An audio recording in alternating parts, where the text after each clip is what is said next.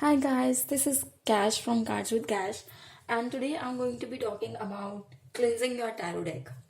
So first of all, why do we need to cleanse our tarot deck? Suppose I just got this tarot deck from a local shop, or maybe I ordered it from Amazon or any other online portal. The shipping process and just getting it and even if it's sitting on a local shop bookstore or a metaphysical shop, it imbibes some of the energies that are there, that are present there. And it gets even worse when the cards are being shipped from, say, an online portal, for example Amazon. So, the cards being the channel of energies that they are, I feel that it is utmost important to cleanse them before we conduct any reading.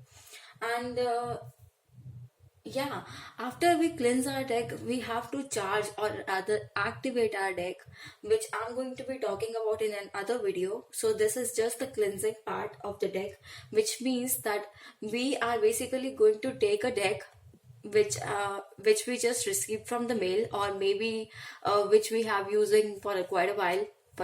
For example, this one, I have used this deck like quite a while, and I've used this for reading in the entire month of October, November, and December. So it has like the accumulative energies of 3 months, right? Even though I used it for my own personal readings, it does have the negative and accumulated energies. And I want my deck to be rid of those energies. I want my deck to be free of any stuck, any negative energies. And you can also do this process, you know, in times when you get like a very negative reading, or for example, we see times that when we are using a deck, and suppose we do one reading and after another, and all we see is that the cards are giving us negative readings. That is when we need to reset the energy of the deck. So cleansing is basically resetting the energy of the deck and neutralizing it as the energy of the cards. So yeah. Now, any without any further ado, I'm going to start with processes that I have written down here. As you can see, there are many processes, and the first process that I really like is using a candlelight. You have to be a little bit careful with this one because well, you are dealing with fire here, but the it is the one of the easiest processes that I have ever seen. This is a simple tea light candle. You can even use a birthday candle, or a standard like big candle, that or even a taper candle. You can use any kind of candle, it doesn't matter. All that matters is that while you are shuffling your cards, you basically pass the cards from the candlelight. You can do this way, which is what I do, like fanning out a few cards at a time and then just putting them together here, then fanning another bunch, putting them here, fanning another bunch, putting them there. So this is one of the steps that you can do. Another step is that doing this like card by card, one by one, like this. But again, I'll show you how I do this, like this. Then the other card. You have to be very careful with this step if you choose to do it this way, because this way your cards are they may catch fire. Yes. So oh, I love it. This is Ace of Cups, by the way. Just look at it. How gorgeous is this? This is my Nostradamus tarot. I will show you the book. Here it is. The Lost Tarot of Nostradamus by John Matthews and Will Cunningham. I really love this deck. I really, really do. Anyways, so getting back on topic. Another thing, I mean, what I like doing while I'm doing this, like, cleansing my deck, I call upon my guides, maybe Archangel Michael, and any guides that I feel I work with. any guides or goddesses or anything at all I work with, I ask them to cleanse my cards and rid them of any negative or accumulated energies. And other one of the chants that I like a lot about, I mean, it's a chant about, reading anything, basically anything. It can be used in smudging as well. So what we can do is, if negativity go away, only positivity shall stay. Negativity go away, only positivity shall stay. Negativity go away, only positivity shall stay. So this is like one of the like standard spells that you see when you start, Wicca 101 or something like that. um Basically, I really like these two things, to do them together.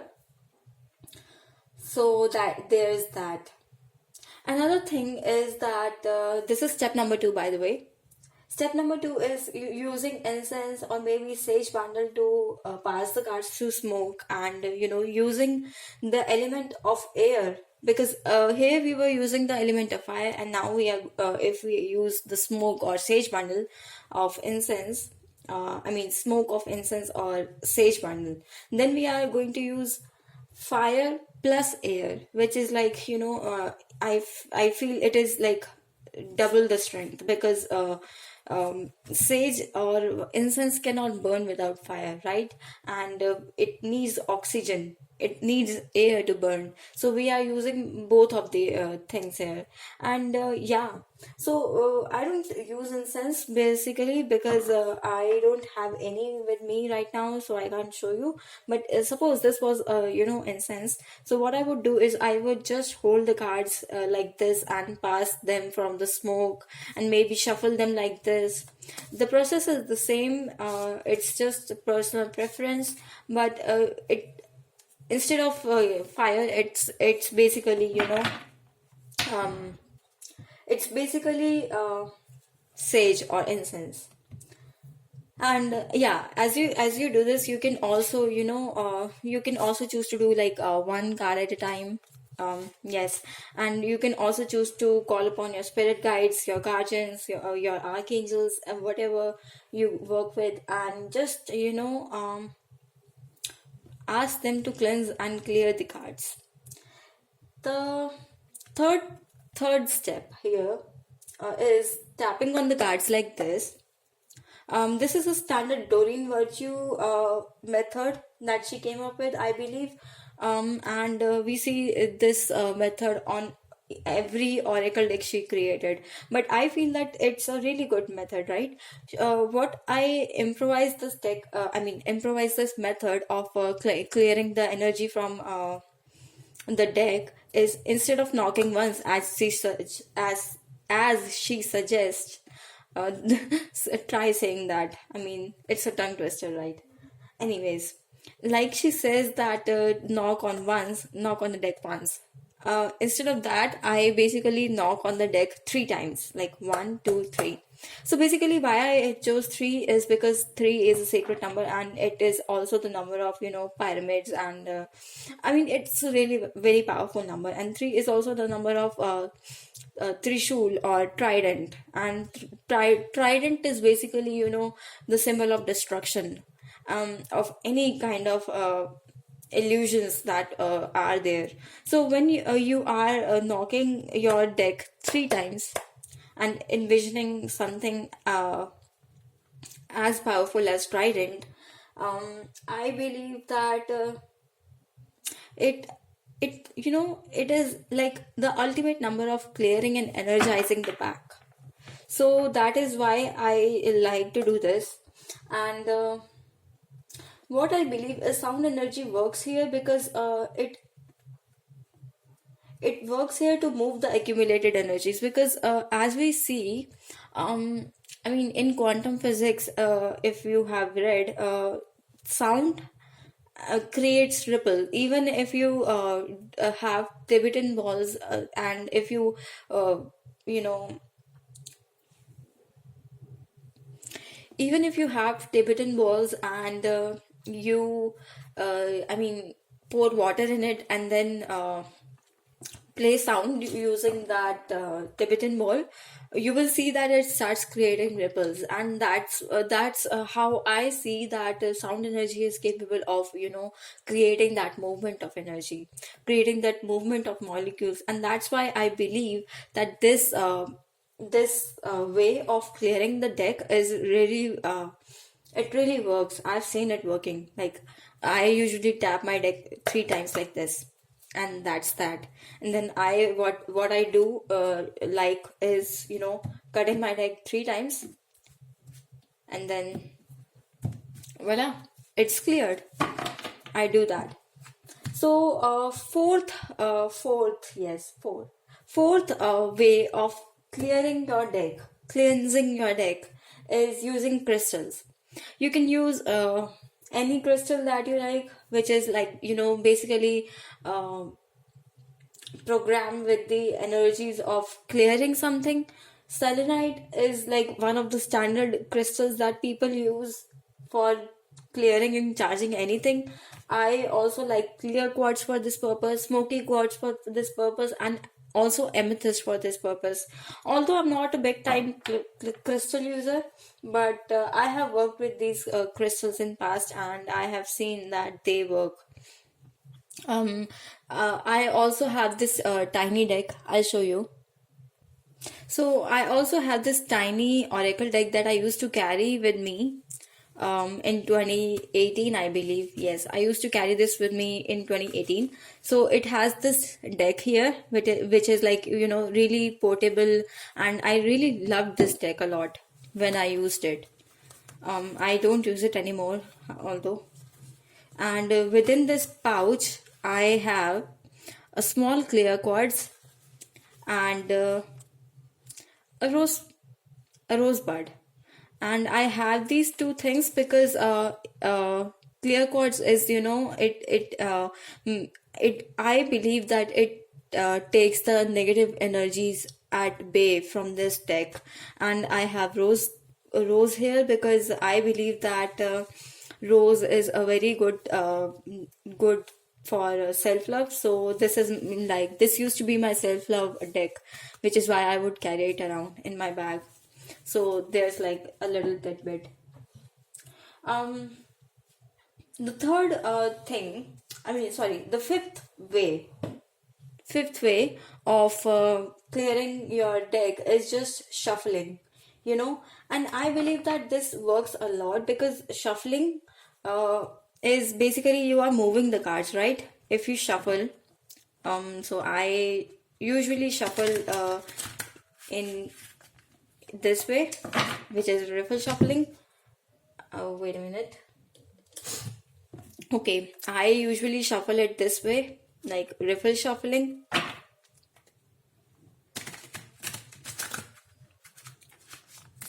Okay. Or what you can do is, even though I have like really small, really tiny hands, not even small but tiny, so I shuffle like this. And basically, when you are shuffling the cards, I believe that, you are using the movement here. Movement makes the accumulated energy, that potential energy, transform into kinetic energy, and that is how I believe that, shuffling the tarot deck really gets rid of the stuck energy that is there. So basically, I really like keep on shuffling the cards. Even while you are sitting, you can just shuffle the deck like how many times you want, and it will basically reset the energies that you have, uh, that the deck has accumulated by readings, or maybe by even sitting in your collection for a while. So that's one of the ways. And other ways is arrange your cards in order. So as you can see, this deck is clearly not in order. Some of the cards are here we see are inverted. Some are like wands. Some are pentacles. Some are major arcana. So this deck is clearly not in order. Um, so this is the sixth thing that I like to do, and this is like the most the most used thing that I do. I just, this is why I was keeping this deck here. I just sort the cards according to their arrangement, like, according to their numbers. So, first of all, we have Major Arcana. I will set aside all the Major Arcana cards and I will keep in mind that they are upright. Then, Wands or Swords. Yep. Wands and swords are always second or third, at least in my opinion. You can go with your intuition, but basically the point here is that you just set aside all the suits, separate minor and major arcana. Yep, as you can see, we have all the suits here. So now what we do is we just keep it like this.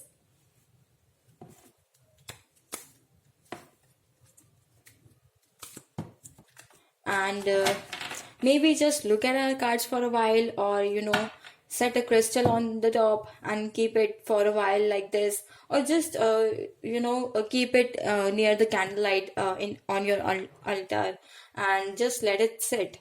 That also clears the energy. Another thing you can do after you have done this is you can shuffle your cards.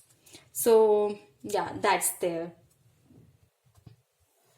The seventh step is Reiki session. Yep. Performing a Reiki session on your cards. So this idea was given to me by my friend, Healing with Gargi on Instagram.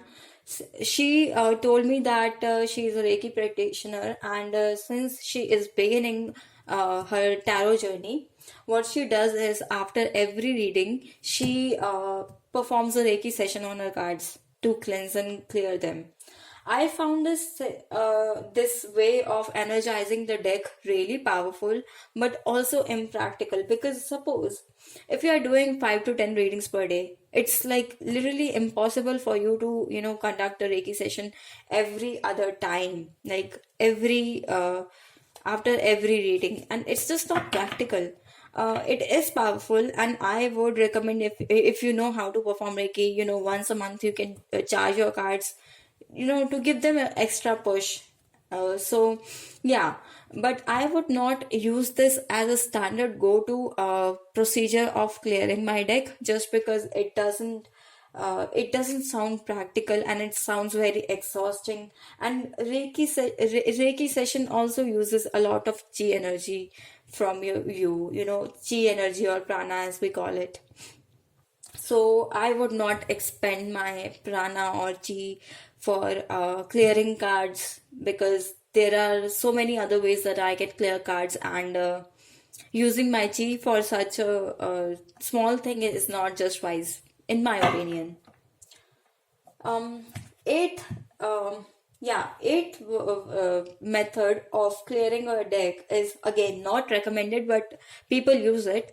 Is clearing your deck using envisioning the white light, and this is not recommended, because again this uses a lot of chi from your part, and I it's almost like conducting a Reiki session on the cards. So even though it's useful, at times when we are conducting a reading, maybe at a restaurant for friends, and we are hanging out, it's useful because we might not have a sage or candles there.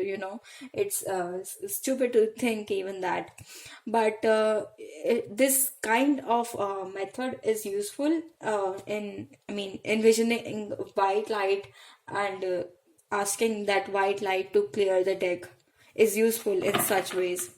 um what I do in such situations is basically I would just tap my deck like 3 times and ask Archangel Michael to cleanse and clear all the negative energies from my deck. Um, there is one last method, which is ninth method, which I think will be useful for some people if you are into chaos magic, sigil magic of sorts. This is, creating a sigil, creating a sigil for clearing anything. And maybe you can use a pebble, a river stone, and maybe create that sigil on that, and keep it on top of this deck, and ask it to, program that sigil to clear the cards.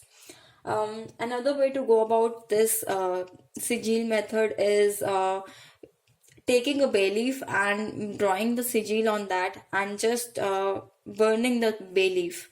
And yeah, burning that bay leaf, and maybe passing the cards through the smoke, which will be like a bit odd, because bay leaf, like, it really catches on fire quickly.